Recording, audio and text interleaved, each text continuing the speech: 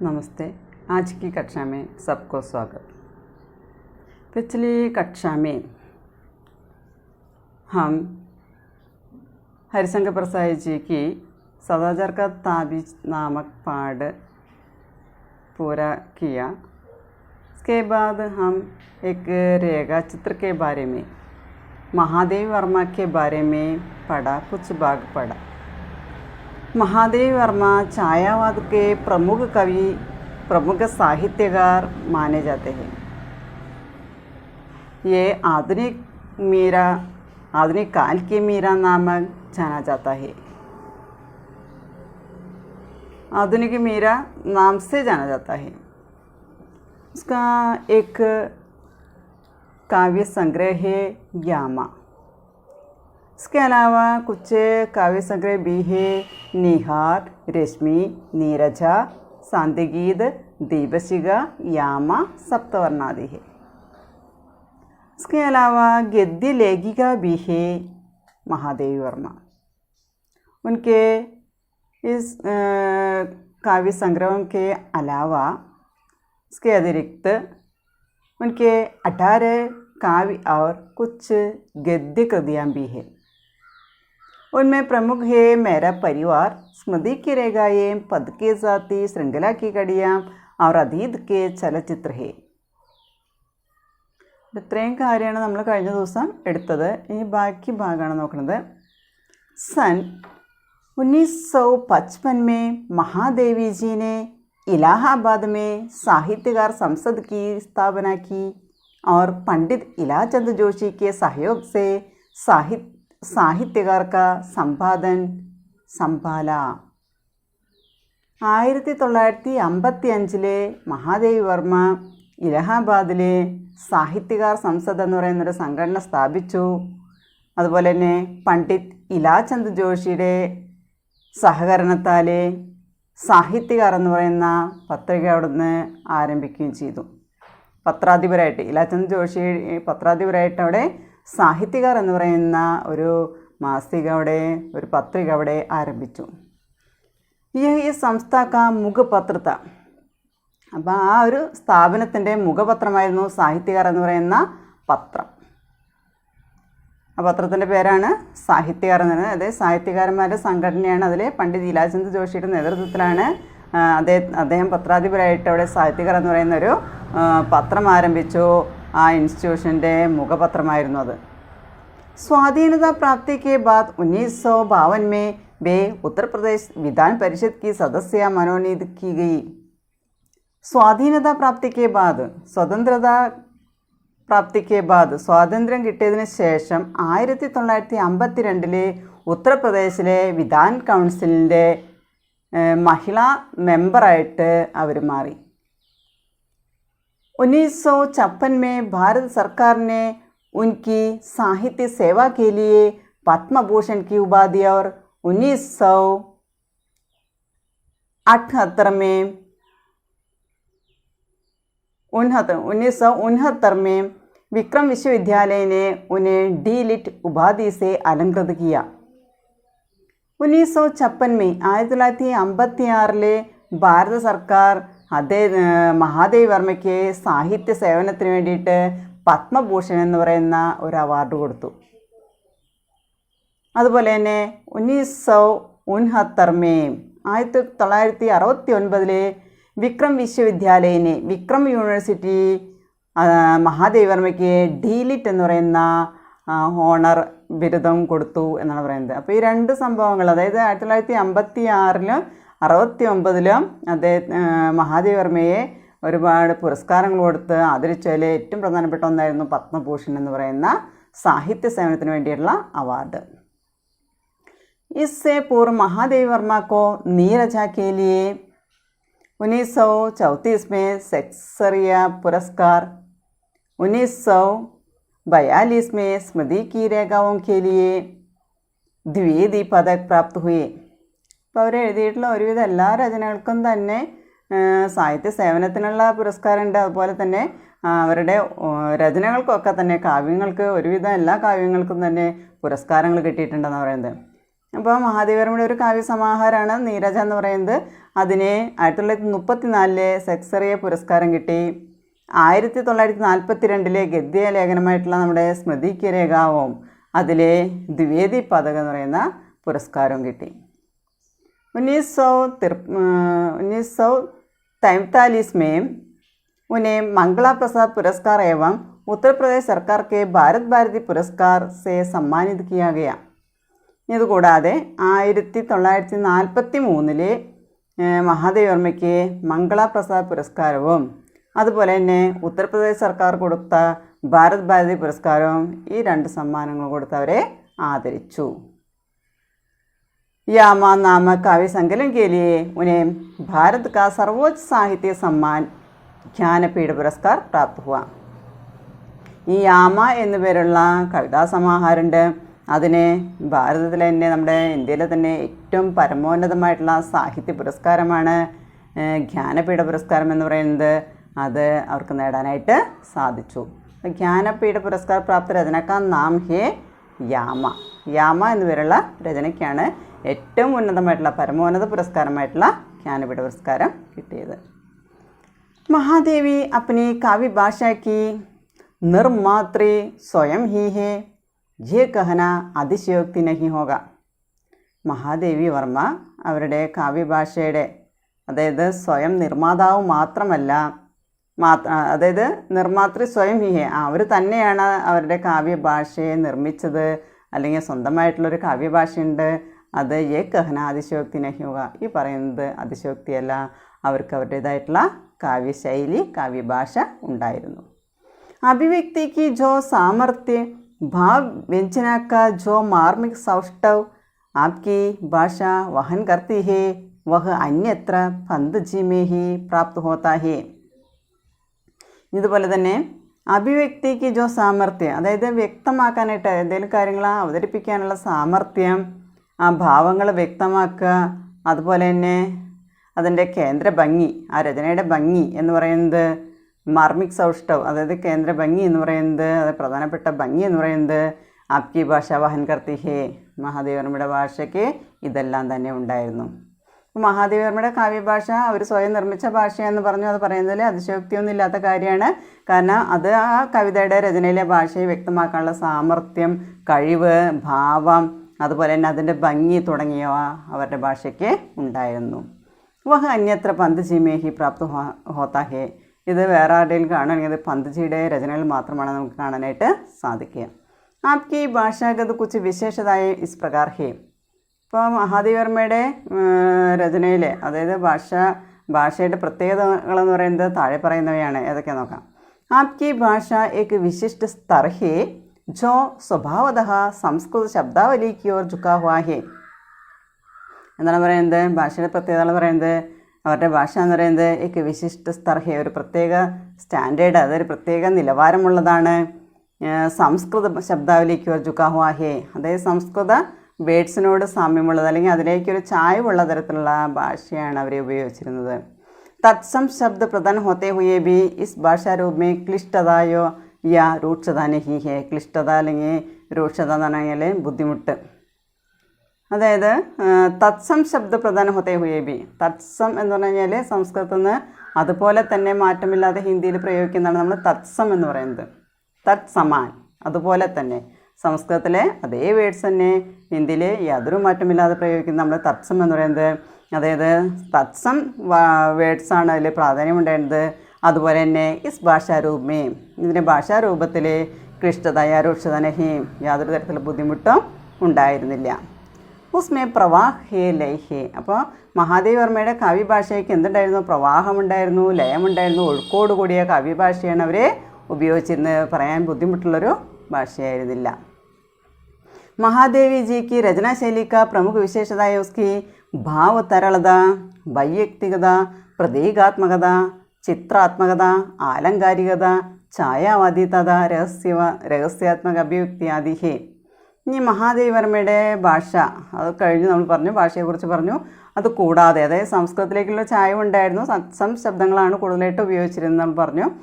വളരെ ഒഴുക്കോട് കൂടിയ ഭാഷയാണ്, വളരെ ലയത്തോടു കൂടിയുള്ള ഭാഷയാണ് ഉപയോഗിച്ചിരുന്നത്. ഇനി അവരുടെ രചനാശൈലി അതെങ്ങനെ നോക്കാം. ഭാവതരളത, വളരെ നല്ല മാധുര്യമേറിയ ഭാവങ്ങൾ, വൈയക്തികത, അതായത് പേഴ്സണാലിറ്റി ഉള്ളതായിരുന്നു, പ്രതീകാത്മകതയുള്ളതായിരുന്നു, ചിത്രങ്ങളോട് കൂടിയതായിരുന്നു, അലങ്കാരങ്ങൾ ഉപയോഗിച്ചിരുന്നു, ഛായാവാദത്തിൻ്റേതായിട്ടുള്ള എല്ലാ പ്രത്യേകതകളും, രഹസ്യാത്മകമായിട്ടുള്ള എല്ലാ പ്രത്യേകതകളും അവരുടെ രചനാശൈലിയിൽ കാണാനായിട്ട് സാധിച്ചിരുന്നു. ഛായാവാദം, നമ്മൾ പറഞ്ഞ ഛായാവാദിലെ പ്രമുഖ കവിയാണ് നമ്മുടെ കവയിത്രിയാണ് ആര്? മഹാദേവി വർമ്മ എന്ന് പറയുന്നത്. മഹാദേവി വർമ്മ കാ നിധൻ 11 सितंबर 1987 को प्रयाग में हुआ. മഹാദേവി വർമ്മ 1987 സെപ്റ്റംബർ 11 നിര്യാതയായി എന്നാണ് പറയുന്നത്. അപ്പോൾ വളരെ 1907 ജനിച്ചത്, 1987 അവർ മരിച്ചു. വളരെ പ്രത്യേകിച്ച് നമ്മൾ പറഞ്ഞ കാര്യം ഇതാണ്, അതായത് ആധുനിക കാലത്തിലെ മീരാബായി എന്ന പേരിൽ കഹാജാത്തായി പറയപ്പെടുന്ന ഒരു സാഹിത്യകാരിയാണ്. അതുപോലെ തന്നെ ഛായാവാദത്തിൻ്റെ രഹസ്യവാദത്തിൻ്റേതായിട്ട് പ്രവർത്തനങ്ങൾ അവരുടെ കയ്യിൽ കാണാനായിട്ട് സാധിച്ചിരുന്നു. അതുപോലെ നമ്മൾ പറഞ്ഞു ചെറുപ്പത്തിൽ തന്നെ വിവാഹം കഴിഞ്ഞു എന്ന് പറഞ്ഞാൽ ഒരു 9 വയസ്സ് പ്രായമുള്ള സമയത്ത് വിവാഹം കഴിഞ്ഞു. അതിനോടൊപ്പം തന്നെ പഠിക്കാനും തുടങ്ങി. അങ്ങനെ MA വരെ പഠിച്ചു എന്നാണ് പറയുന്നത്. പിന്നീട് എന്താ പറയുന്നത്, ഒരുപാട് രചനകൾ ചെയ്തു. കാവ്യങ്ങളാണ് കൂടുതൽ ചെയ്തത്. അതിനോടൊപ്പം തന്നെ ഗദ്യ സാഹിത്യത്തിലും അവർ തൂലിക ചലിപ്പിച്ചു. അങ്ങനെ ഒരുപാട് പുരസ്കാരങ്ങൾ നേടി. അതുപോലെ ഒരുപാട് സംഘടനകളുണ്ടാക്കി. സാഹിത്യർ എന്ന് പറയുന്ന ഒരു മുഖപത്രം തന്നെ ഉണ്ടായിരുന്നു. അതുപോലെ തന്നെ പത്മഭൂഷൺ കൊടുത്ത് ആദരിച്ചിട്ടുണ്ട് നമ്മുടെ ഭാരതം സാഹിത്യ സേവനത്തിന് വേണ്ടിയിട്ട്. അതുപോലെ തന്നെ ഏറ്റവും പരമോന്നതമായ സാഹിത്യ പുരസ്കാരമായിട്ടുള്ള ജ്ഞാനപീഠ പുരസ്കാരം അവർക്ക് നേടാനായിട്ട് സാധിച്ചു, യാമ എന്നു പേരുള്ള രചനയിൽ. ഇത്രയും കാര്യങ്ങളാണ് നമുക്ക് മഹാദേവി വർമ്മയെക്കുറിച്ച് പഠിക്കാനുള്ളത്. ഇനി അവരുടെ രേഖാചിത്രമാണ് നമുക്ക് പഠിക്കാനായിട്ടുള്ളത്. രേഖാചിത്രം എന്ന് പറഞ്ഞു കഴിഞ്ഞാൽ എന്താണ്? രേഖാചിത്രം എന്ന് പറഞ്ഞാൽ നമ്മുടെ ജീവിതത്തിൽ നമ്മുടെ ഓർമ്മയിൽ കിടക്കുന്ന ചിത്രങ്ങൾ രേഖ പോലെ, അതായത് സ്കെച്ച് രൂപത്തിൽ നമ്മുടെ ഉള്ളിൽ കിടക്കുന്ന കാര്യങ്ങൾ നമ്മൾ എഴുതുന്നതാണ് എന്ത്? രേഖാചിത്രം എന്ന് പറയുന്നത്. സംസ്മരണാത്മക രേഖാചിത്രം എന്ന് പറയും. ഇപ്പോൾ ഗൗരഗായ്, അതുപോലെ ഗില്ലു, ചീനിബായ്, ഗുങ്കിയ, ഇതൊക്കെ മഹാദേവി വർമ്മയുടെ രേഖാചിത്രങ്ങളാണ്. അപ്പോൾ അതിൽ മഹാദേവി വർമ്മയെക്കുറിച്ച് നമ്മൾ പഠിച്ചു. അടുത്ത് നമുക്ക് രേഖാചിത്രമാണ്. അപ്പോൾ നമുക്ക് സോന ഹിരണി എന്ന് പറയുന്നത് കൈസി രചനാഹെ ചോദിക്കും.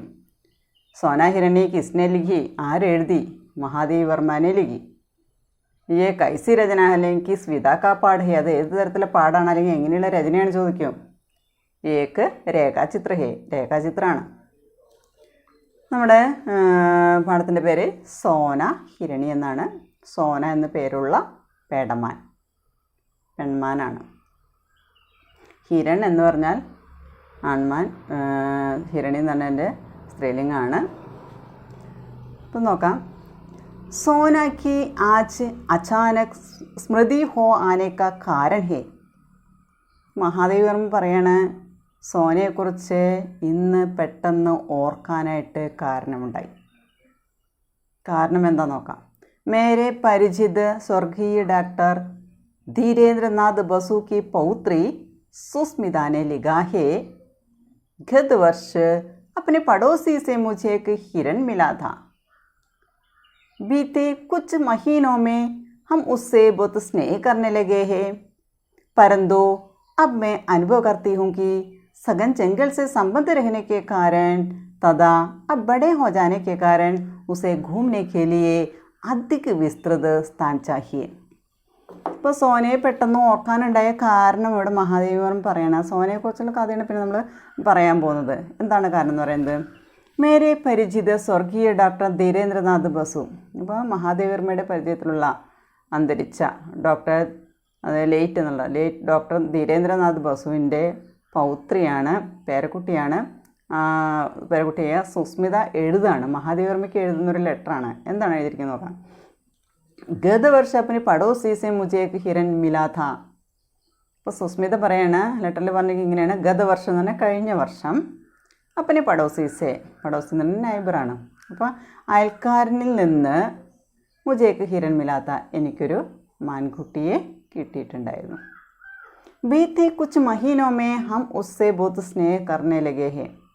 കഴിഞ്ഞ കുറച്ച് മാസങ്ങളായിട്ട് ഹം ഉസ്സെ, ഞങ്ങൾ ആ മാൻകുട്ടിയുടെ അടുത്ത് ബഹുത് സ്നേഹ കർണ ലഗേ ഹേ, ഒരുപാട് സ്നേഹിക്കാൻ തുടങ്ങിയിട്ടുണ്ടായിരുന്നു ആ മാൻകുട്ടി എന്ന് പറയുന്നത്.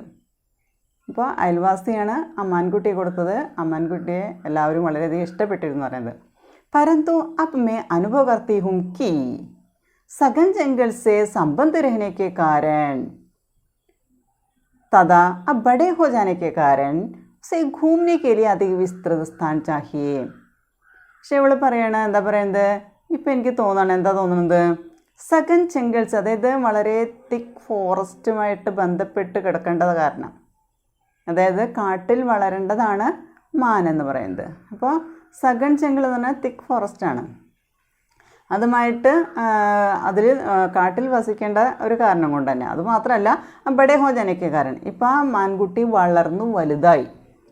അങ്ങനെ വന്നപ്പോൾ ഉസേ ഘൂമനെ കേലിയെ, അതിനെ അലഞ്ഞു നടക്കാനായിട്ട് അധിക വിസ്തൃത സ്ഥാൻ ചാഹിയെ, ഒരുപാട് സ്ഥലം ആവശ്യമാണ്. സുസ്മിത പറയണത് കാര്യം ഇതാണ്. കാരണം ഒരു മാൻകുട്ടിയെ അയൽക്കാർ നോക്കാനായിട്ട് ഒരു മാൻകുട്ടിയെ കൊടുത്തിരുന്നു. लेकिन ये बड़ा हो गया, ये हिरण अब बड़ा हो गया, इस कारण से सघन जंगल से संबंध रहने के कारण अब बड़े हो जाने के कारण उसे घूमने के लिए अधिक स्थान चाहिए, കൂടുതൽ സ്ഥലം വേണമെന്നാണ് പറയുന്നത്. क्या कृपा करके उसे स्वीकार करेंगी, ചോദിക്കുകയാണ്, ദയവ് ചെയ്ത് അതിനെ സ്വീകരിക്കില്ലേ ചോദിക്കുകയാണ്. सचमुच मैं आपकी बहुत आभारी रहूँगी, क्योंकि आप जानती हैं मैं उसे ऐसे व्यक्ति को नहीं देना चाहती जो उससे बुरा व्यवहार करे. सचमुच मैं आपकी आभारी रहूँगी, ആഭാരി രഹൂങ്കി എന്ന് പറഞ്ഞാൽ നന്ദിയുള്ളവളായിരിക്കും, അല്ലെങ്കിൽ കടപ്പെട്ടിരിക്കുക എന്നുള്ള അർത്ഥം. ആഭാരി രഹൂങ്കി നിങ്ങളുടെ അടുത്ത്, ഞാൻ താങ്കളുടെ അടുത്ത് വളരെയധികം നന്ദിയുള്ളവളായിരിക്കും, അല്ലെങ്കിൽ കടപ്പെട്ടിരിക്കും. ക്യോംകി ആപ് ജാൻതി ഹേ, നിങ്ങൾക്കറിയാലോ, मैं उसे ऐसे व्यक्ति को नहीं देना चाहती, ഞാൻ ഈ മാൻകുട്ടിയെ ഇങ്ങനെയുള്ളൊരു വ്യക്തിക്ക് കൊടുക്കാനായിട്ട് ആഗ്രഹിക്കുന്നില്ല. എങ്ങനെയുള്ള വ്യക്തിക്ക്, ഉസ്സേ ബുരാ വ്യവഹാർ കരേ, അപ്പോൾ മൃഗങ്ങളോട് മോശമായിട്ട് പെരുമാറുന്ന ആളുകളുടെ അടുത്ത് ഈ മാൻകുട്ടിയെ കൊടുക്കാനായിട്ട് ഞാൻ ആഗ്രഹിക്കുന്നില്ല. അപ്പോൾ നിങ്ങളതിനെ സ്വീകരിക്കില്ലേ എന്ന് മഹാദേവി വർമ്മയുടെ അടുത്ത് ഈ സുസ്മിത ചോദിക്കുകയാണ്. मेरा विश्वास है आपके यहाँ उसकी बलि बांधी देखभाल हो सकेगी. അപ്പോൾ അവൾ പറയണ, സുസ്മിത പറയണ, മേര വിശ്വാസ് ഹേ, എൻ്റെ വിശ്വാസം ഇതാണ്, ആപ്കെ യഹാം ഉസ്കി ബലി ബാന്തി അച്ചി തര, ബലി ബാന്തി എന്ന് പറഞ്ഞാൽ അച്ചി തര. അപ്പോൾ നിങ്ങളുടെ അടുത്ത് കിട്ടുകയാണെങ്കിൽ, നിങ്ങൾക്ക് തരികയാണെങ്കിൽ, ആപ്കെ യഹാം, നിങ്ങളുടെ അടുത്ത് ഉസ്കി ബലി ബാന്തി ദേഖ്ഭാൽ ഹോ സകെങ്കി, അതിനെ നല്ല പോലെ നോക്കാനായിട്ട് നിങ്ങൾക്ക് സാധിക്കുമെന്ന് എനിക്ക് വിശ്വാസമുണ്ട്. അപ്പം ഈ ഒരു ലെറ്റർ വന്നപ്പോഴാണ് പെട്ടെന്ന് മഹാദേവി വർമ്മയുടെ മനസ്സിൽ ആരെക്കുറിച്ച് ഓർമ്മ വന്നത്, സോനയെക്കുറിച്ചുള്ള ഓർമ്മകൾ വരുന്നത്. അത് വരാനുള്ള കാരണം ഈ ലെറ്ററാണ്. കൈ വർഷ പൂർവ്വം മേനെ നിശ്ചയ കിയാ കി അബ് ഹിരൺ നഹീം പാലൂങ്കി. അപ്പം മഹാദേവി വർമ്മ ചിന്തിക്കുകയാണ്, കൈ വർഷപൂർവ്വ, കുറേ വർഷങ്ങൾക്ക് മുൻപ് തന്നെ മേനെ നിശ്ചയിക്കുക, ഞാൻ തീരുമാനിച്ചിട്ടുണ്ടായിരുന്നു. എന്താണ്, അബ് ഹിരൺ നഹീം പാലൂങ്കി, ഇനി ഞാൻ മാനിനെ വളർത്തില്ല എന്ന് ഞാൻ തീരുമാനിച്ചിട്ടുണ്ടായിരുന്നു. परंतु आज उस नियम को भंग किए बिना इस कोमल प्राण जीव की रक्षा संभव नहीं है. സംഭവ് എന്ന് പറഞ്ഞാൽ പോസിബിൾ, സംഭവ് നഹി എന്ന് പറഞ്ഞാൽ ഇമ്പോസിബിൾ, അസാധ്യമാണ്. എന്താണ് പറയുന്നത്, ഭംഗ് കിയ എന്ന് പറഞ്ഞാൽ ലംഘിക്കുക. അപ്പോൾ എന്താണ് തീരുമാനം എടുത്തിട്ടുണ്ടായിരുന്നത്, ഞാൻ ഇനി മാനിനെ വളർത്തില്ല എന്നുള്ള, മേം ഹിരൺ നഹീം പാലൂങ്കി എന്നുള്ള ഒരു തീരുമാനം എടുത്തിട്ടുണ്ടായിരുന്നു. പക്ഷേ ഇന്നതിനെ ഇസ് നിയം കോ ഭംഗ് കിയെ ബിന, ആ നിയമത്തെ ലംഘിക്കാതെ ഇസ് കോമൽ പ്രാൺ ജീവിക്ക് രക്ഷ സംഭവ നഹി ഹേ, ഈ കോമളമായിട്ടുള്ള ഈ ജീവിയുടെ പ്രാണനെ രക്ഷിക്കുക എന്ന് പറയുന്നത് സാധ്യമല്ല. അപ്പോൾ ആ നിയമം ലംഘിക്കാതെ ഇതിനെ രക്ഷിക്കാനായിട്ട്, ഇതിനെ വളർത്താനായിട്ട് സാധിക്കില്ല. സോന ബി ഇസി പ്രകാർ അചാനക് ആയി തീ. അപ്പോൾ മഹാദേവർമ്മയുടെ മനസ്സിലെ ഓർമ്മ വരുന്ന സോനയെക്കുറിച്ചുള്ള ഓർമ്മ വന്നപ്പോൾ സോനയെക്കുറിച്ചാണ് ഇനി പറയാൻ പോകുന്നത്. സോന ബി ഇസി പ്രകാർ അചാനക് ആയി തീ, സോനയും ഇതുപോലെ പെട്ടെന്ന് വന്നതായിരുന്നു. परंतु बस अब तक तब तक अपनी शैशवावस्था भी पार नहीं कर सकी थी. പക്ഷെ ഇതുപോലെ തന്നെയാണ് സോന വന്നത്. പക്ഷേ ഇത് വളർത്താൻ കൊടുത്തിട്ട് ഒരു വർഷം കഴിഞ്ഞിട്ടുള്ള ആൺകുട്ടിയാണ്. പക്ഷേ സോനയുടെ കാര്യം പറയുകയാണെങ്കിൽ വ തബ് തക് അപ്നി ശൈശവാവസ്ഥ ബി പാർ നഹീ കർ സകി തീ. സോന മഹാദേവർമ്മയുടെ വീട്ടിൽ വരുന്ന സമയത്ത് അതിൻ്റെ കുട്ടിത്ത് അല്ലെങ്കിൽ ശൈശവ, അതായത് വളരെ ചെറിയൊരു മാൻകുട്ടിയായിരുന്നു, അതുപോലും കടന്നിട്ടുണ്ടായിരുന്നില്ലാത്ത അത്ര ചെറിയ കുട്ടിയിലാണ് മഹാദേവർമ്മയുടെ അടുത്തേക്ക് സോന എത്തിച്ചേരുന്നത്. അതായത് പാൽ കുടിക്കുന്ന പ്രസവിച്ച് വീണ ഒരു കുട്ടിയായിരുന്നു പറയുന്നത്. सुनहरे रंग के रेशमी लच्छों की गांठ के समान उसका कोमल लघु शरीर था. സുൻഹരേ രംഗ് കെ, സുൻഹര എന്ന് പറഞ്ഞാൽ സ്വർണ്ണ നിറത്തോടു കൂടിയ, രേഷ്മി ലച്ചം കി ഖാണ്ട്, അതായത് ഒരു പട്ടിൻ്റെ നൂലുണ്ട പോലെ. രേഷ്മി എന്ന് പറഞ്ഞാൽ സിൽക്കാണ് പട്ട്. ലച്ചം കി ഖാണ്ട് അതായത് പട്ടുനൂലിൻ്റെ ഉണ്ട പോലെ, അതായത് ഒരു ഭാണ്ഡക്കെട്ട് പോലെ. കെ സമാൻ ഉസ്കാ കോമൽ ലഘു ശരീർ താ. അപ്പോൾ നമ്മുടെ സോനയുടെ ശരീരം എങ്ങനെയാണെന്നാണ് പറയുന്നത്? സോനക്ക ശരീർ കൈസേദേ എങ്ങനെയുള്ളായിരുന്നു? സുൻഹരി രംഗ് കെ രേഷ്മി ലച്ചം കി ഗാണ്ട് കെ സമാൻ, സ്വർണ്ണനിറത്തോടുകൂടിയ പട്ടുനൂലുണ്ടേ പോലെ. ഉസ്കാ കോമൾ അവളുടെ ശരീരം, കോമൾ ലഘു ശരീരത്ത വളരെ സോഫ്റ്റായിട്ടുള്ള വളരെ ചെറിയ ശരീരമായിരുന്നു. ചെറിയൊരു മാൻകുട്ടിയായിരുന്നു. ഒരു പട്ടുനൂലിൻ്റെ ഉണ്ട പോലെ ഉണ്ടായിരുന്നു, അത്രയും ചെറിയ മാൻകുട്ടിയായിരുന്നു. ചോട്ടാസ മുഹോർ ബഡി ബഡി പാനി തറാങ്കേ. പിന്നെ പ്രത്യേകത എന്താണ്? വളരെ ചെറിയ വായാണ്. ചോട്ടീസി മുഹ് ചെറിയ വായ, അതുപോലെ തന്നെ ബഡി ബഡി പാനി തറാങ്കേ. ആ കണ്ണുകൾ, വലിയ കണ്ണുകൾ എങ്ങനെയുള്ളതാണ്? പാനി തറാങ്കേ, അതായത് വെള്ളം നിറഞ്ഞു നിൽക്കുന്ന പോലെയുള്ള കണ്ണുകൾ. സോനയുടെ കണ്ണിൻ്റെ പ്രത്യേകത പറയുന്നത് വായ വളരെ ചെറുതായിരുന്നു, അതുപോലെ തന്നെ വലിയ കണ്ണുകൾ. അതെങ്ങനെയാണ്? കണ്ണിലെപ്പോഴും വെള്ളം നിറഞ്ഞ് നിൽക്കും, ഇപ്പോൾ കരയും തോന്നുന്ന തരത്തിലുള്ള വെള്ളം നിറഞ്ഞ് നിൽക്കുന്ന കണ്ണായിരുന്നു. ദേഖ്തി തീ തോ ലഗ്താ ദാക്കി അബി ചലക് പടേങ്കി. ചലക് എന്ന് പറഞ്ഞു കഴിഞ്ഞാൽ നിറഞ്ഞ് തുളുമ്പുക. അപ്പോൾ ആ കണ്ണിലിങ്ങനെ വെള്ളം നിറഞ്ഞ് ഇപ്പം പെയ്യും, അല്ലെങ്കിൽ എന്താ പറയുക, ഇപ്പോൾ കരയെന്നുള്ള തരത്തിലുള്ള കണ്ണുകളായിരുന്നു പറയുന്നത്. ദേഖ്തി തോ ലഗ്താതാക്കി, അതായത് നമുക്ക് നോക്കിക്കൊണ്ടിരിക്കുമ്പോൾ തോന്നുമായിരുന്നു അബി ചലക് പടേങ്കി, ഇപ്പം അത് നിറഞ്ഞു തുളുമ്പുന്നു, അങ്ങനെയുള്ള കണ്ണുകളായിരുന്നു എന്ന് പറയുന്നത്. ഉന്മേ പ്രസുപ്ത് ഗതിക്ക് ബിജിലിക്ക് ലഹർ ആങ്കോമേ കൗന്ത് ജാതി തീ. കൗന്ത് ജാന എന്ന് പറഞ്ഞാൽ തിളങ്ങ, മിന്നലിൻ്റേത് പോലുള്ള തിളക്കം. കൗന്ത് ജാന എന്ന് പറഞ്ഞാൽ തിളങ്ങ. ഉന്മേ പ്രസുപ്ത് ഗതിക്ക് ബിജിലിക്ക് ലഹർ. പ്രസുപ്ത് ഗതി എന്ന ഉറങ്ങിക്കിടക്കുന്ന, പ്രസുപ്ത് ഗതിക്ക് ബിജ്ലിക്ക് ലഹർ അതായത് മിന്നലിൻ്റെ അലകൾ പോലെ. ആങ്കോമേ കൗന്ത് ജാതി തീ, കണ്ണിന് നല്ല തിളക്കമുള്ള കണ്ണുകളായിരുന്നു പറയുന്നത്.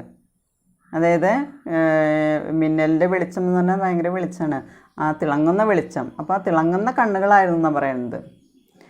സബ് ഉസ്കെ सरल शिशु रूप से इतने प्रभावित हुए कि किसी चंपक वर्ण रूपसी के उपयुक्त सोना, सुवर्ण, स्वर्णलेखा आदि नाम उसका परिचय बन गए. सब उसके सरल शिशु रूप से. അപ്പോൾ വീട്ടിലുള്ള എല്ലാവരും ഈ വളരെ ചെറിയ കുട്ടിയുടെ രൂപത്തിലുള്ള ഈ മാൻകുട്ടി കണ്ടപ്പോൾ എല്ലാവർക്കും വളരെയധികം ഇഷ്ടമായി. കിസി ചമ്പകവർണ്ണ രൂപസിക്ക് ഉപയുക്ത സോന.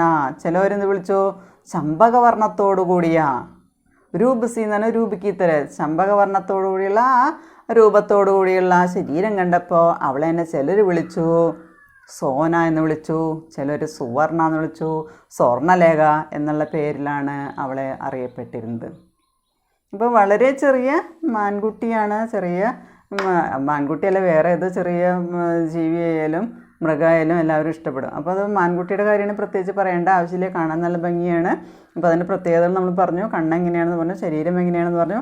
അപ്പോൾ അതിനെ കണ്ടപ്പോൾ തന്നെ എല്ലാവർക്കും ഇഷ്ടമായി. അങ്ങനെ എല്ലാവരും ഈ ചമ്പകവർണ്ണത്തിലുള്ള അല്ലെങ്കിൽ സ്വർണ്ണവർണ്ണത്തിലുള്ള ഈ മാൻകുട്ടിയെ കണ്ടപ്പോൾ പലരും പരിചയപ്പെടുത്തി ഇങ്ങനെയാണ്. ചിലർ സോന എന്ന് പറഞ്ഞു, ചിലർ സുവർണ എന്ന് പറഞ്ഞു, ചിലർ സ്വർണ്ണലേഖ എന്ന പേരിലാണ് പരിചയപ്പെടുത്തിയത്.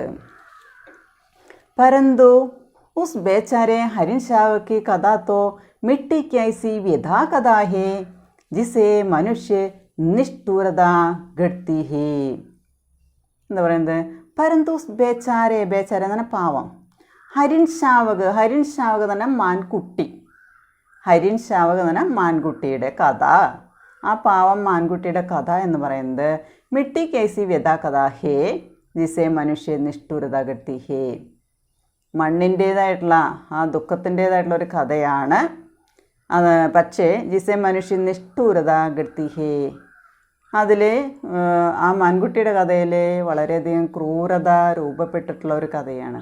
നിഷ്ഠൂരത ഗട്ടാഹേ, അതായത് ക്രൂരമായിട്ടുള്ള ഒരു മനുഷ്യൻ്റെ പെരുമാറ്റത്തിൻ്റെ കഥയാണ് ഈ മാൻകുട്ടിയുടെ കഥ എന്നാണ് പറയുന്നത്. അത് ദുഃഖത്തിൻ്റെ കഥയാണ്.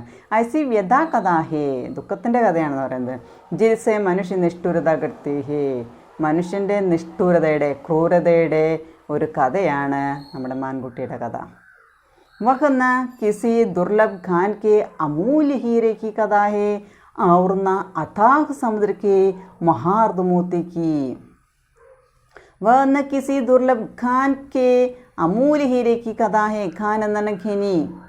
ഏതെങ്കിലും ദുർലഭമായിട്ടുള്ള ഖനിയിലെ അമൂല്യമായ ഒരു വജ്രത്തിൻ്റെ കഥയല്ല.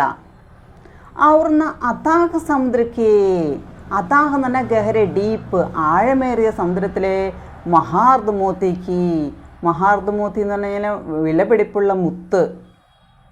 മഹാർദ് മോത്തി എന്ന് പറഞ്ഞാൽ വിലപിടിപ്പുള്ള മുത്തിൻ്റെ കഥയല്ല. അതുപോലെ തന്നെ ഏതെങ്കിലും ഖനിയിലെ അല്ലെങ്കിൽ ഖജനാവിലെ അമൂല്യമായിട്ടുള്ള വജ്രത്തിൻ്റെ കഥയല്ല നമ്മുടെ സോനയുടെ കഥ. അതൊരു ദുഃഖ കഥയാണെന്നാണ് പറയുന്നത്. निर्जीव वस्तुओं से मनुष्य अपने शरीर का प्रसादन मात्र करता है, अतः उनकी स्थिति में परिवर्तन के अतिरिक्त कुछ कदनी नहीं रहता.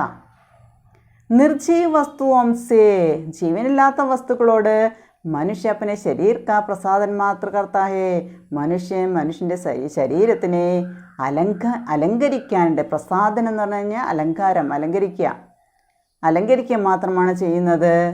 അതഹ ഉൻകി സ്ഥിതി മേ പരിവർത്തൻ കെ അതിരിക്ത് കുച്ച് കദനി നഹീ രഹ്താ. അതുകൊണ്ട് ഈ അവസ്ഥയിൽ മാറ്റങ്ങൾക്ക് പുറമേ കുറച്ച് കാര്യങ്ങൾ പറയാനായിട്ട് പറ്റില്ല. അപ്പോൾ ഇവിടെ മനുഷ്യ ശരീരത്തിനെ അലങ്കരിക്കാനായിട്ടാണ് നമ്മൾ ജീവനില്ലാത്ത വസ്തുക്കൾ ഉപയോഗിക്കുന്നത്. ഈ അവസ്ഥയിൽ ഈ മാറ്റങ്ങൾക്ക് പുറമേ കുച്ച് കദനി നഹീ ഹോത്ത, വേറെ ഒന്നും നമുക്കിതിൽ പറയാനായിട്ട് ഇല്ല. परंतु सजीव से उसे शरीर या अहंकार का जैसा पोषण अभीष्ट है, उसमें जीवन मृत्यु का संघर्ष है जो सारी जीवन कथा का तत्व है.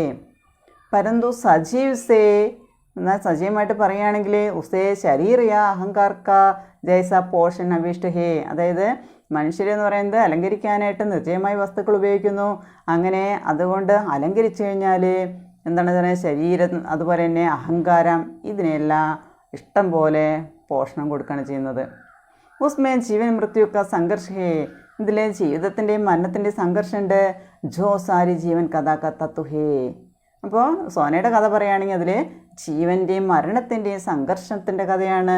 അതിൽ സാരി ജീവൻ കഥാ തത്വ ഹേ, എല്ലാ ജീവിതകഥയുടെയും തത്വം എന്ന് പറയുന്നത് അതിലുണ്ടെന്നാണ് പറയുന്നത്. ജിനോനെ हरिदिमा में लहराते हुए मैदान पर छलांगें भरते हुए हिरणों के झुंड को देखा होगा, वही उस अद्भुत गतिशील सौंदर्य की कल्पना कर सकता है. അപ്പോൾ നമ്മൾ ഹരിദിമാമേ, ഹരിദിമ നല്ല പച്ചപ്പ് പിടിച്ച് കിടക്കുന്ന പ്രദേശത്ത്, ലഹരാത്തെ ഹുയെ മൈതാൻ പർ, അതായത് പച്ചപ്പ് അലയടിച്ച് കിടക്കുന്ന പച്ചപ്പ് നിറഞ്ഞു നിൽക്കുന്ന മൈതാനത്തിലെ ചലാങ്കേം ഭർത്തേ ഹുയെ, കുതിച്ച് ചാടിക്കൊണ്ടു പോകുന്ന ഹിരണോം കെ झुंड को देखा होगा. झुंड എന്ന് പറഞ്ഞാൽ കൂട്ടം, മാൻകൂട്ടം നിങ്ങൾ കണ്ടിട്ടുണ്ടാകും. വഹി ഉസ് അത്ഭുത് ഗതിശീൽ സൗന്ദര്യക്ക് കൽപ്പന കർ സക്താ ഹേ, അത് കണ്ടു കഴിഞ്ഞാൽ ആ മൈതാനത്തിൽ കൂട്ടമായിട്ട് മേയാൻ വരുന്ന ആ മാൻകൂട്ടത്തെ കണ്ടു കഴിഞ്ഞാൽ അതിൻ്റെ അത്ഭുതകരമായിട്ടുള്ള വളരെ വേഗത്തിൽ ഓടാനും കഴിവുള്ള ആ മൃഗത്തിൻ്റെ സൗന്ദര്യത്തെ നമുക്ക് സങ്കല്പിക്കാനായിട്ട് നമുക്ക് സാധിക്കും. मानो तरल मरकत के समुद्र में सुनहले फैन वाली लहरों का उद्वेलन हो. എന്താ പറയുന്നത്, തരൾ മർക്കത്ത് കെ സമുദ്രമേ, അതായത് മരതകരത്നം നിറഞ്ഞു നിൽക്കുന്ന സമുദ്രത്തിലെ, തരൾ മർക്കത്ത് എന്ന് പറഞ്ഞാൽ മരതകരത്നം നിറഞ്ഞു നിൽക്കുന്ന സമുദ്രത്തിലെ സുൻഹലെ ഫേൻവാലി ലഹരം കാ, അതായത് സ്വർണ്ണ നിറത്തിൽ പതഞ്ഞു വരുന്ന അലകൾ, ആ നിറയുന്ന പോലെയാണ് ഈ മാൻകുട്ടിയുടെ സൗന്ദര്യം എന്ന് പറയുന്നത്. ആഴമേറിയ സമുദ്രത്തിലെ മരതകരത്നം നിറഞ്ഞു നിൽക്കുന്ന സമുദ്രത്തിലെ സ്വർണത്തിൻ്റെ നിറത്തിലുള്ള പതയുമായിട്ട് വരുന്ന തിരമാലകൾ നിറഞ്ഞു നിൽക്കുന്ന അവസ്ഥ പോലെയാണ് സ്വർണ്ണ നിറത്തിലുള്ള നമ്മുടെ ഈ മാൻകുട്ടി. परंतु जीवन के इस चल सौंदर्य के प्रति शिकारी का आकर्षण नहीं रहता. പക്ഷേ ജീവിതത്തിൻ്റെ ഈ ചലിക്കുന്ന സൗന്ദര്യത്തിൻ്റെ അടുത്ത് ശിക്കാരിക്ക് ആകർഷണം ഹിരത്ത, ശിക്കാരിക്ക് വേട്ടക്കാർക്ക് നായാട്ടുകാർക്ക് പ്രത്യേകിച്ച് ആകർഷണമൊന്നും തന്നെ ഉണ്ടായിരുന്നില്ല. അതാണ് നമ്മുടെ സോനയുടെ കഥയിലേക്ക് ഇനി വരുന്നത്. അങ്ങനെയാണ്. അപ്പോൾ നമ്മുടെ രേഖാചിത്രകാർ നാം സോന ഹിരണി, സോന എന്ന് പറയുന്ന മാൻപേടയെക്കുറിച്ചാണ് നമ്മൾ പഠിക്കാൻ പോകുന്നത്. Okay, thank you.